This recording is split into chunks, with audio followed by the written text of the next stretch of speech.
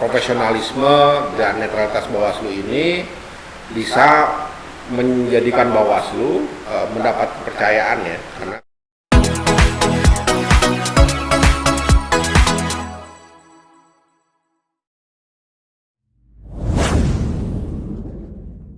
Assalamualaikum warahmatullahi wabarakatuh. Waalaikumsalam. Sahabat Bawaslu, kembali berjumpa dengan saya Budi Hartono di podcast Saronde, Sarana Obrolan Demokrasi. Pada episode kali ini kita akan berbincang-bincang terkait persiapan pengawasan pemilu serentak yang sebentar lagi sudah akan dilaksanakan tahapannya.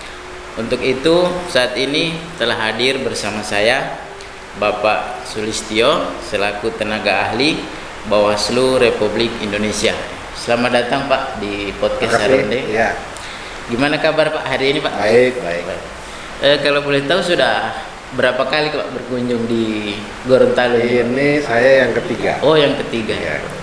Ya, insya Allah di Gorontalo menimbulkan kesan yang baik lah. Baik Pak, seperti yang kita ketahui kan tahapan pemilu sebentar lagi sudah akan dimulai. Kemudian bagaimana Pak kira-kira persiapan-persiapan yang telah dilakukan oleh Bawaslu RI terkait dengan pengawasan pemilu serentak ke depannya Pak? Silakan Pak. Iya, sahabat Bawaslu,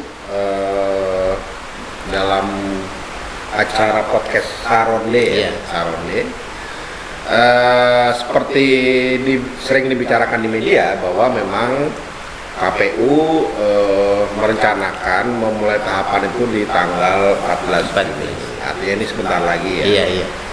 Dan hari-hari ini KPU penyelenggara pemilu ya bersama Bawaslu dan juga DKPP dan juga DPR intensif melakukan konsinyering untuk menentukan tanggal-tanggal dari tahapan tersebut sehingga pelaksanaan pemilu nanti di tanggal 14 Februari tahun 2024.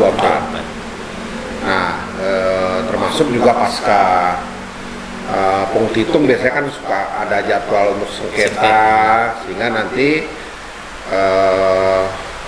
proses penetapan hasil dan juga pelantikan itu tidak sampai menimbulkan masalah karena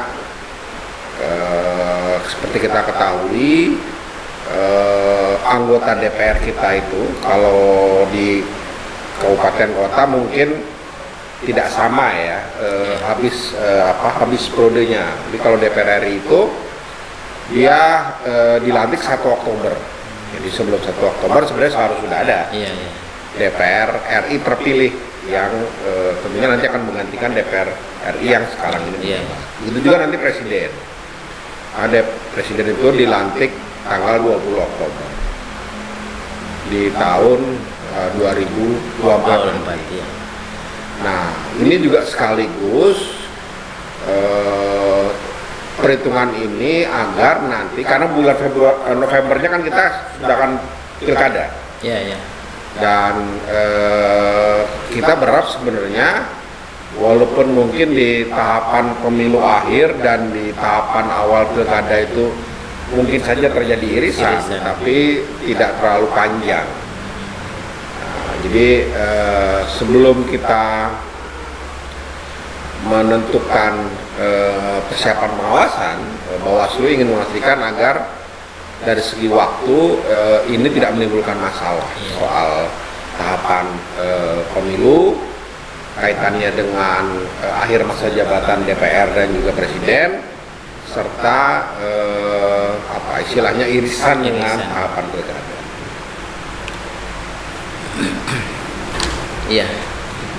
Jadi memang Bawaslu sedang mengatur jadwal ini Pak agar irisannya ini tidak panjang karena akan sibuk itu kalau beririsan. Ya, nah ini juga sekaligus sebenarnya untuk memastikan agar karena kan begini jumlah pengawas kita itu kan tidak banyak. Iya, betul. Dan kalau seandainya terjadi irisan, maka ini akan menjadi problem ya di lapangan, karena seperti kita ketahui aturan pemilu itu menggunakan Undang-Undang 7. Iya. Sementara aturan pilkada menggunakan Undang-Undang 10 2016. Sehingga ada beberapa persoalan yang pengaturannya sedikit berbeda. Seperti politik uang, seperti waktu penanganan pelanggaran, itu kan berbeda. Nah, menghindari irisan ini juga salah satunya agar membuat pengawas kita tidak bingung di lapangan. Ini ketika saya melakukan penindakan ini, saya menggunakan aturan yang mana? Apakah ini masuk tahapan pemilu atau sudah masuk tahapan pilkada? Ya, baik Pak. Seperti kita tahu kan di sekarang era digital nih Pak. Terus kaitan dengan penggunaan sistem informasi ini seperti apa Pak di Bawaslu? Misalnya kaitan pelaporan atau penerimaan sengketa, seperti apa? Ya, memang kita sekarang ini atau setidaknya Bawaslu ya, itu penggunaan teknologi sudah menjadi sebuah keharusan. Tidak mungkin kita tidak menggunakan teknologi. Bahkan sebenarnya penggunaan teknologi ini di Bawaslu sudah mulai masif sejak pandemi. Jadi ketika pandemi kita dibatasi secara fisik ya. Dan juga istilahnya kontak begitu, sehingga kemudian kita sudah mulai memindahkan sebagian pelayanan kita melalui teknologi informasi. Ini juga sebenarnya sejalan dengan komitmen Bawaslu untuk secara bertahap ya menerapkan sistem pemerintahan berbasis elektronik. Jadi Bawaslu berkomitmen memang selain untuk mengefektifkan pelayanan, menghemat biaya, memudahkan juga bagi para pihak ya, masyarakat yang ingin menggunakan atau mendapatkan pelayanan dari Bawaslu, maka tidak perlu harus datang ke Bawaslu, tapi bisa melalui mengunjungi website ya, atau mengunjungi aplikasi-aplikasi nanti yang akan Bawaslu pergunakan, baik dalam konteks pelaporan dugaan pelanggaran maupun pendaftaran sengketa atau pengajuan permohonan sengketa. Iya, baik Pak. Mungkin terakhir Pak, ada arahan-arahan atau masukan terhadap kami jajaran di Bawaslu Kabupaten kaitan dengan persiapan pengawasan pemilu? Ya, tentu nanti Bawaslu Kabupaten akan menjalani banyak tugas ya, terutama dalam konteks supervisi dan juga pembinaan terhadap jajaran pengawas ad hoc. Nah, soal pembinaan ini menjadi penting karena begini, Bawaslu ini kan punya prinsip ya, punya batasan-batasan untuk menjaga netralitas, independen, termasuk bagaimana kemudian kita berhubungan dengan peserta pemilu yang notabene adalah partai politik. Di satu sisi kita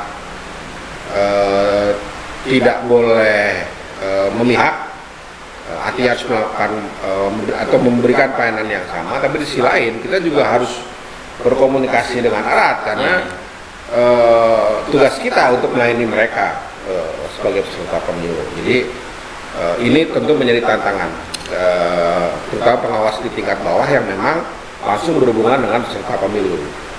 Nah, itu yang pertama.